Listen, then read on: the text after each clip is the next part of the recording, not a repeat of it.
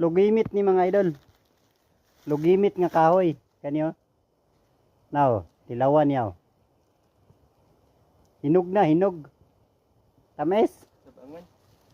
Oh, lugimit oh. Na lugimit siya. Ang tawag ani sa amo mga idol diri sa bukid. Kani nga kahoy. Lugimit. Oh. Lugimit ni siya kung mahinog na ni siya. Now, na mahinog na ni siya. Mao ni ang pagkaon sa mga langgam. Kanang mga bird.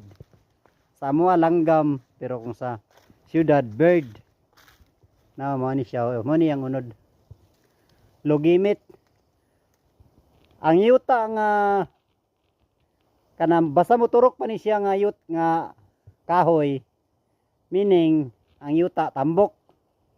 Tambok ang yuta kay kini nga kahoy kuan man ni siya mga idol kanang kusog siya musuyop og tubig. Tapos tambok pud ang yuta nga yang kuanani diin motubo siya, moturok siya. Tambok pa nga yuta. Nadaghan kay mga idol oh. Na diri oh. Oh na. Pakita na ko sa inyo. Ara oh. Oh, grabe ka daghan no. Oh. Nara oh. Ang yuta ani nga iyang turukan, tambok nga yuta na oh. Tapos kung malagas na pud iyang unod, iyang bunga. Oh. Isa ni nga mahimo siyang kuan kanang vitamin sa yuta, oh, vitamins pangpataba sa yuta.